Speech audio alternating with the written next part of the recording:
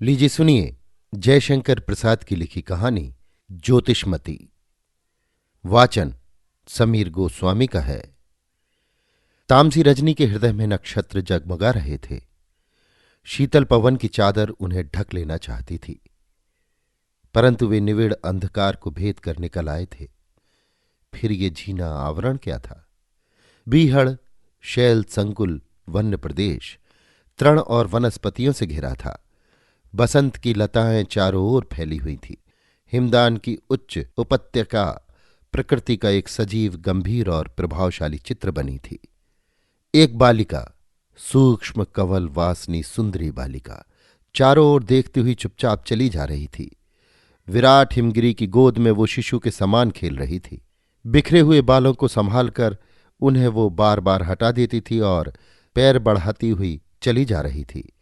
वो एक क्रीड़ा सी थी, परंतु सुप्त हिमांचल उसका चुंबन न ले सकता था। नीरव प्रदेश उस सौंदर्य से आलोकित हो उठा था।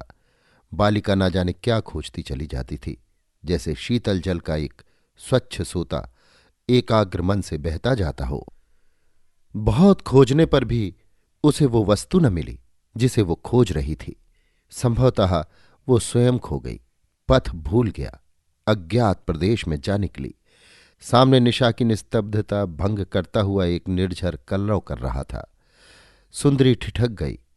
क्षण भर के लिए तमिस्त्रा की गंभीरता ने उसे अभिभूत कर लिया। हताश होकर शिलाखंड पर बैठ गई।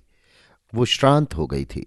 नील निर्झर का तम समुद्र में संगम एकटक वो घंटों देखती रही। आंखें ऊपर उठती, तारागण झलझला जाते थे। नीचे निर्झर छलछलाता था। उसकी जिज्ञासा का कोई स्पष्ट उत्तर न देता। मौन प्रकृति के देश में न स्वयं कुछ कह सकती थी और न उनकी बात समझ में आती। अकस्मात किसी ने पीठ पर हाथ रख दिया।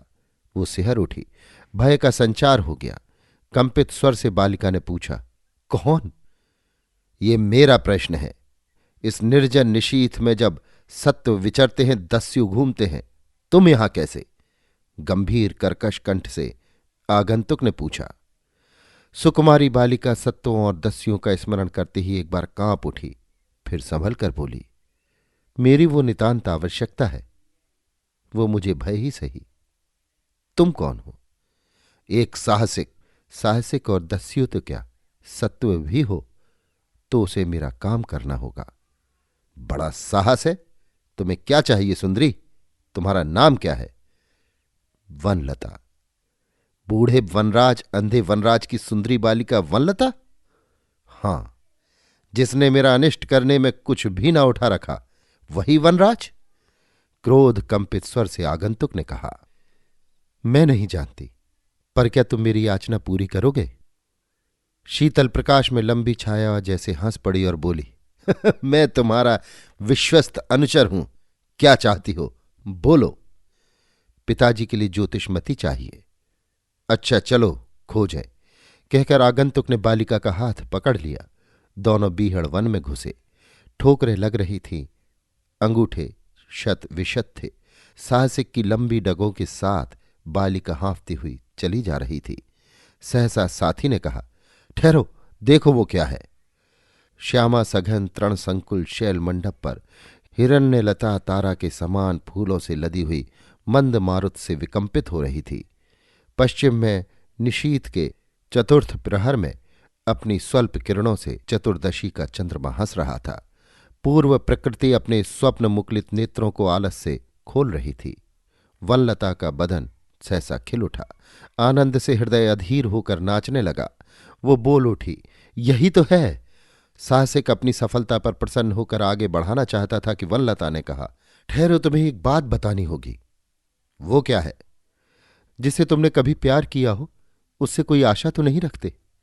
सुंदरी, पुण्य की प्रसन्नता को उपभोग न करने से वो पाप हो जाएगा। तब तुमने किसी को प्यार किया है? क्यों? तुम्ही को, कहकर आगे बढ़ा। सुनो सुनो, जिसने चंद्रशालिनी ज्योतिषमती रजनी के चारों पहर कभी बिना पलक लगे प्रिय की निश्चलता चिंता में न बिताए हों, उसे ज्योतिषमती ना छूनी चाहिए। इसे जंगल के पवित्र प्रेमी ही छूते हैं, ले आते हैं, तभी इसका गुण। वनलता की इन बातों को बिना सुने हुए वो बलिष्ठ युवक अपनी तलवार की मूठ दृढ़ता से पकड़कर वनस्पति की ओर अग्रसर हुआ। बालिका छटपटाकर कहने लगी, हाँ हाँ, छूना मत, पिताजी की आंखें, आह। तब तक साहसिक लंबी छाया ने ज्योतिषमती पर पड़ती हुई चंद्रिका को ढक लिया। वो एक दीर्घ निश्वास फेंक कर जैसे सो गई। बिजली के फूल मेघ में विलीन हो गए। चंद्रमा खिसक कर पश्चिमी शैलमाला के नीचे जा गिरा। वनलता झंझावत से भग्न होते हुए वृक्ष की वनलता के समान वसुधा का आलिंगन करने लगी और साहसिक युवक के ऊपर कालिमा की लहर टकराने लगी। अभी आप सुन रहे थे जयशंकर प्रसाद की लिखी कहानी ज्योतिषमती। वाचन समीर गोस्वामी का था।